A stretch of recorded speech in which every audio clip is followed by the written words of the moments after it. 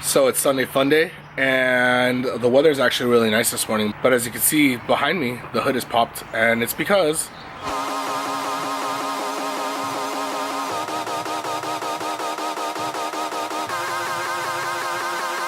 we're gonna try to get these bad boys on finally.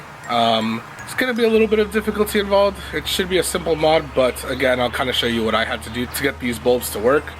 And also, might be the last time you see it with this hood on, so exciting. Let's get straight into it.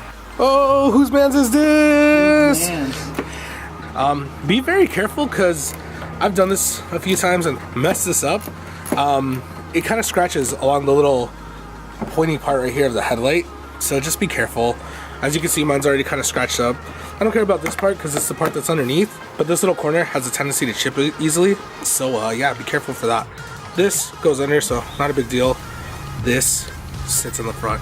We want to get rid of the bottom part of the original air filter setup, and while it might be the subject of a lot of arguments, we also want to get rid of this portion, because while it is directing air into the intercooler, it's also blocking the center portion, and you know, the more air the better. Not questioning the engineer's choice, honestly, but when you guys have a front mount intercooler, you don't normally have scoops to direct the air. You just basically want it to have air.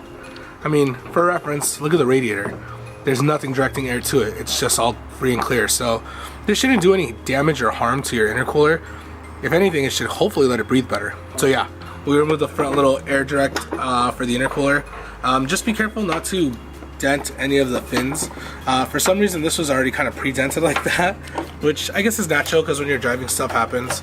The radiator has a few dents in the fins, so nothing major. This directs air, so it should be fine.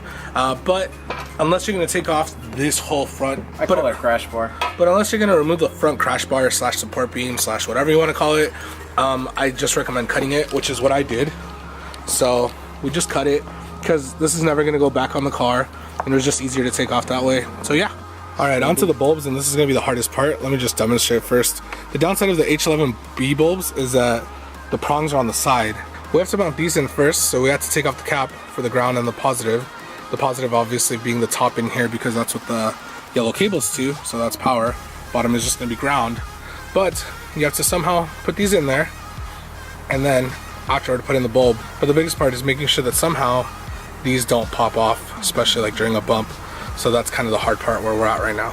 So I'm getting ahead of myself because there's an outtake that you'll see later, but Luis redeemed himself right now. So there's 3 screws and they're holding on this bracket that basically are what the bulb locks into. We're having problems actually putting the cables to this little converter. So Genius over here said, hey, let's take off the screws to make our life easier. He did, and now the cables are put in there properly. Yellow is power, black is ground. So now we're just gonna put the screws back in and then pop in the bulb, and we should be pretty much set. I thought this was going to be much harder, to be completely honest with you. But he didn't realize he was dealing with the doctor. The real doctor. Oh, mad scientist. So yeah, I'm kind of really happy that it wasn't as hard as I thought it'd be. Alright, so if you see now, we reattached the bracket, the bolts are there. These will not pop out. They're clipped in there really securely, so you don't have to worry about hitting a bump and having these pop out, which is kind of nice. This is the converter. The only downside that I can see immediately is that unless you're willing to specifically drill holes or something in your dust cap, you're probably going to lose that aspect of it. But you shouldn't get too much humidity because these are pretty decently sealed. I have seen that some people do somehow get humidity in these because sometimes the sealing isn't so great, but we should be fine, especially because this is the projector dome and the bulb itself has its own seal. So once we plug that in, which is right now, actually, let me show you the bulb. So this is the bulb itself, and as you can see, it's got the little seal right there. So we're gonna plug that in. This bulb itself, the one that I'm using, because of the fan at the bottom, is gonna fit really tightly. So I'll show you as soon as we plug it in. And then basically this plugs into the converter, which is already attached there, and then voila. So we're not lined up quite yet. We're still test fitting. As you notice, I haven't plugged these back in, and we haven't plugged in the actual headlight assembly itself or bolted it back down. But this is a test fit to make sure that the bulb itself is working properly, that we got everything right. Definitely suggest doing that before putting everything back together. One thing to note is that on this side in particular, the driver's side, there was a little bit of resistance removing the older standard halogen bulb and putting this particular LED bulb in. I cannot stress enough to make sure that that bulb turns all the way and gets locked in, especially on LED bulbs. And the reason why is because, as you can see, the LEDs are on either left and right side. So if you put this in and this isn't locked in all the way, you won't get, the bulb unfortunately won't reflect the way it's supposed to, and you might actually hinder your light output. So make sure it goes in all the way, and that way it's reflecting evenly and not like in a weird pattern or whatnot. Also, before you plug this in, make sure you have it the right way. You'll have this little positive and negative, as you can barely see right here. And positive again is the red wire, black is the negative because it's ground. So yeah. So we just tested it and it works amazing. I'll show you what it looks like once everything's put back together. So the main thing is you can actually see the beam during the daylight. As Luis is gonna point out, it literally reaches like that far, which I think on my halogens, it's actually a little lower, but I'll show you guys once everything's bolted back so you guys can see it evenly and see both sides. Yeah, well, obviously we'll do nighttime driving to show you how much more potent it is, and I'll compare it to the, I guess I could do a comparison between the standard halogens and the LEDs, just to show the big difference. It's pretty, wow, it's probably been more than night and day now. But yeah, it's pretty, literally daylight. So yeah, we're gonna put this back on, we're gonna install the other bulb identically. And yeah. Oh, one last thing is, I know a lot of you guys are gonna get double-sided tape to try to mount it nicely and neatly. This particular kit doesn't have a whole lot of slack with the cables, so I just kind of tucked it in over here. As you can see, it's probably the ballast itself, and the decoder is right down there, as you could barely see it. So again, there's not a whole lot of wire. Again, there's not a whole lot of cable, but you really shouldn't experience any kind of shaking or issues like that. Again, to make this tighter, you can also find a way to install the dust cap. But for the time being, I'll figure something out, I guess. Actually, one thing we forgot to show earlier is that on the decoder, it has this little cap. So as you can see, he already removed one of the wires easily, but this one's being kind of a pain, so we're just gonna cut off the cap. This is the cap from the previous decoder, was easy to come off. This other one that he's dealing with right now is kind of being a pain, so we're just gonna cut it. But you will need to remove this because you want those wires exposed so you can connect them inside the headlight housings. So yeah. All right, so they're both bolted in right now, and I'm just gonna show you how bright these things are in daylight. So finally, no more yellow whatsoever. We have clear white, brighter, but does match the accents. Okay, so the camera didn't really get it in the daylight. You can see them, believe me, like take my word for it. But we're gonna put the bumper back on and wrap this up. One final thing that I wanted to mention is before we actually put the bumper back on these particular bulbs, I might actually even go as far as to say not to do the dust caps, just because the bulb is so far out. I don't know if you could tell here, but you can't really tell, but the bulb sits literally right where the dust cap would mount. And considering that these need to be ventilated to make sure that they don't overheat and burn out, I might suggest with these particular bulbs not to go with the dust cap, or if you are gonna go with the dust cap, make an even bigger hole to accommodate the fan, especially because these do use motored fans as opposed to the traditional fin design with the, you know, long cables, which I'll post a picture right here. So yeah, but that's about it. Obviously the rest is just cleaning up. As you see, I tucked the cables as best as I could so they're not going to be in the way. Cool thing about these bulbs is that they're water resistant, so the electrical components are sealed. The fan can get a little bit of splash and it shouldn't cause any kind of issues, so you're safe there.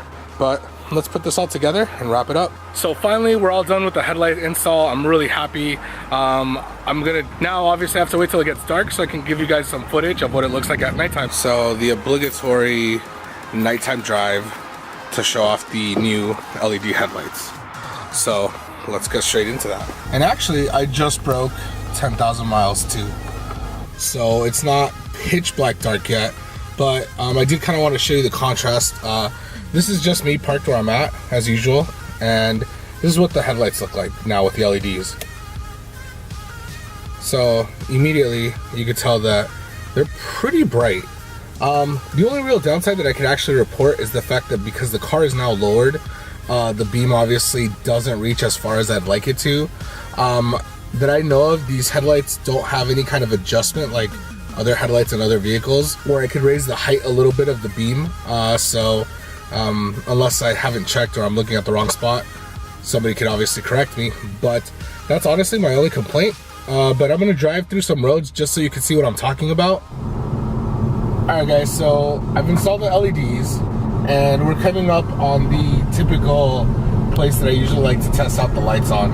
So I'm gonna flip around on the other side where it's a lot darker, just to kind of show you. And I'll even kind of like turn off my lights to kind of show you the reach. But here, let's flip a U-turn. So right here, I have the lights off. You can probably see a light because of the street lamp, but I'm gonna turn on the lights right now. So here goes. And let's change the fog lights back to white. But as you can see, they're actually really bright and very white. Unfortunately, I won't lie to you guys, HIDs do have a slightly further reach still than these. And my only complaint, like I did mention before, is the fact that I wish that these headlights on the Velociter had some sort of height adjustment. Only because now that the car is lowered, I do feel that I lost a little bit of distance. If only I could basically tilt the lights up a little bit, I feel I would get further range. But where I'm currently at, you can see it reaching the street lights. You can see it reaching the street signs further away, and it's coming up on a stop sign. And from where I'm at, I'd say I'm basically a football field away, so 100 yards, which isn't bad, especially when you're considering that these are LED bulbs. So I'm actually getting home real quick, and this is my typical little demonstration I always did on the previous bulbs of how far the light beam reaches. And again, from the typical standpoint, it's reaching just as far as the Silver Star Ultras. Again, because I'm lowered now, it's not as high as they were, but actually this is a really good cutoff, because right now, based off of this distance, it's basically reaching as far as the normal halogens were. And keep in mind, I'm lowered now. So that means that if you're riding stock height, you would probably be where the Ultras were. So I'm actually really happy with that type of end result. So yeah, as we get closer, obviously it intensifies, but for LEDs, that's a major win, because everybody, if you've ever tried any LED bulb, they normally don't have this type of reach. They're actually worse than halogens. So yeah, good ones on the LEDs. Real quick, I also wanted to show you what the lights look like under a not so dark area. I'm under my awning, my parking bay, so there's actually ambient light, as you could tell. It's not dark, but this is just to further demonstrate how white the headlight looks, and obviously the cool blue of the fog light. But pretty neat.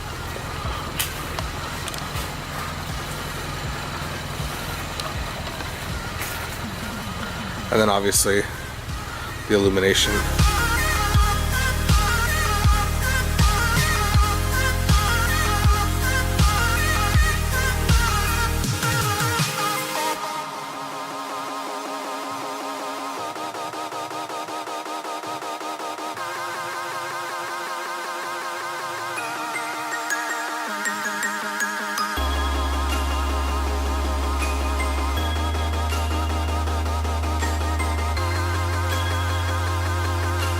Alright, so I just take shit off and then I disassemble it, or reassemble it. So we were madly looking for an extra bolt that we thought was missing, because this guy here thought that he took it off, which he did, but we were looking madly for a bolt that didn't exist, basically. Because if you see here, there are silver bolts, and then one in the middle, one over there, but you see that this one's missing, and so is that side. And so I'm like, he's looking for this bolt, but the reason why this one's not being found is because it goes from the bumper. Yeah, see? There's a pattern. So we were literally just wasted... Just like to disassemble parts and put them back together. Wasted 10 minutes of our lives looking for a bolt that existed, but didn't exist the way he thought it did. So... Here we go. Bag, you're going on a guilt trip.